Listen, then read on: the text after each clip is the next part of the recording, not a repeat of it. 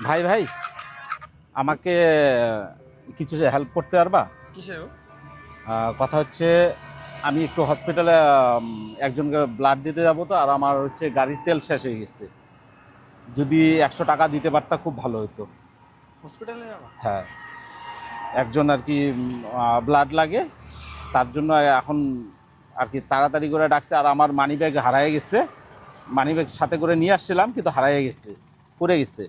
কিন্তু এখন যে কি করে যাই, আমি আরো 2-3 জনের কাছে আসলে চাইলাম কিন্তু কেউ আমাকে দিল আমিও না। যাবো আসলে কোচবিহারে।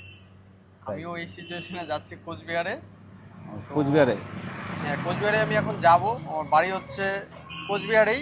আমি এখানে আসছিলাম শিলিগুড়িতে, মা এক্সাম ছিল মামা বাড়িতে। তাই? তো এখন আমি যাচ্ছি বাস স্ট্যান্ডে, আমারও টাকার প্রয়োজন। তো আমি তোমাকে 50 টাকা দিতে পারি। 50 টাকা বলতে কি, কারণ আমার ভাড়া লাগবে 150 টাকা, তো আমার কাছে আছে 200 টাকা। তো 100 টাকা হলে ভালো হতো, কারণ কেন 50 টাকার এখানটা তেলও দিতে চায় না।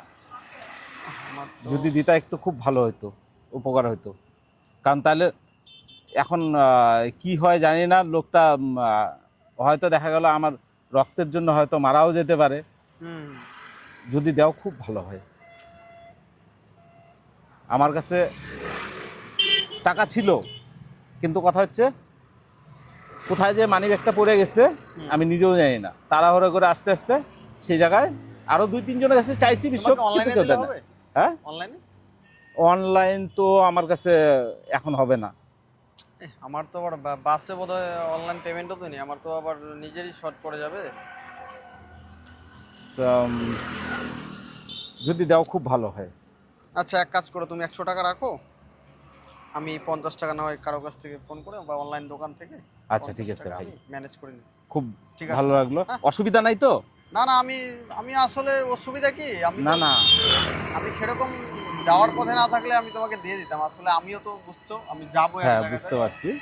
ঠিক আছে? তা কথা হচ্ছে ঠিক আছে, তোমার আমি বাড়ি এখন কি কুচবিহারে? আমার বাড়ি কোচবিহার। আর এখানটা কোথায় এদিকে আসছিলাম? আমার মামা বাড়ি এদিকেই। হ্যাঁ, আমার এক্সাম ছিল কালকে।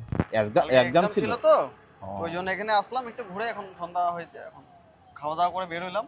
আমি যাচ্ছি বাড়ির পথে, এখন বাস স্ট্যান্ডে যাবো আমি। ঠিক আছে, যাও, সমস্যা আচ্ছা নেই। ঠিক আছে, হ্যাঁ, অসুবিধা নাই না তো? না, কোনো হ্যাঁ, অসুবিধা নেই। না, একটু অনলাইন দোকানে একটু দেরি হবে আর কি, আমার কোনো না না, ব্যাপার না। যদি তুমি যেহেতু চিকিৎসা করতে যাবা, যদি অসুবিধা হয় তুমি আমাকে নম্বর দিয়ে যাও, আমি তোমাকে টাকাটা রিটার্ন না দিয়ে দিব। টাকা রিটার্নের কোনো দরকার নেই, আমি ম্যানেজ করে নেবো। ঠিক আছে? তোমার নাম কি? আমার নাম হচ্ছে দীপঙ্কর। দীপঙ্কর, বাড়ি কুচবিহারে? হ্যাঁ, বাড়ি কোচবিহার। আচ্ছা ঠিক আছে ভাই, ঠিক তাহলে আছে, হ্যাঁ, আমি একটু খুব ভালো। বা আর কি ম্যানেজ করে নেবো, আর কোনো কি ব্যাপার না। আমি তাহলে একটু তাড়াতাড়ি যাই। ঠিক হ্যাঁ আছে, ঠিক আছে, আসো। ভাই ভাই, হ্যাঁ, শোনো শোনো শোনো,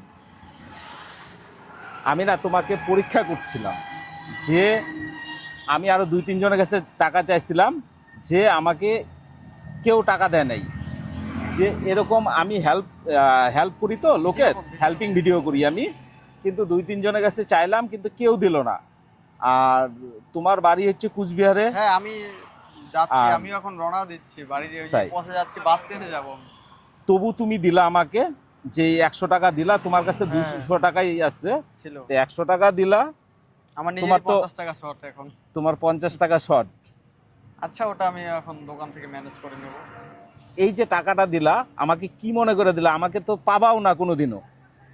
দেখো, তুমি এখন যেভাবে তুমি বলছো তুমি হসপিটালে যাবা, তোমার নিজের দরকারের থেকে তোমার সাথে, মানে এখন তোমার দরকারের সাথে অন্য আরেকজনের দরকার, দুজনের দরকার হ্যাঁ, একসাথে এটা চলছে। হচ্ছে মেন। তাই তো তো একটা মানবতার দিক থেকে ওটা আমার নিজের মনে হলো, তাই দিলাম। কথা হচ্ছে টাকাটা রাখো। আর কথা হচ্ছে আমি তো এমনি দেখলাম চেক করে হুম। যে তুমি কুচবিহারে বাড়ি, তুমি তবুও আমাকে 100 টাকা দিয়ে চলে যাচ্ছ। 100 টাকা তোমার কাছে নিয়ে, 100 টাকা দেওয়া ভাড়াও তোমার না, হ্যাঁ, ভাড়াও বেশি। ভাড়াও আমার 50 টাকা। তা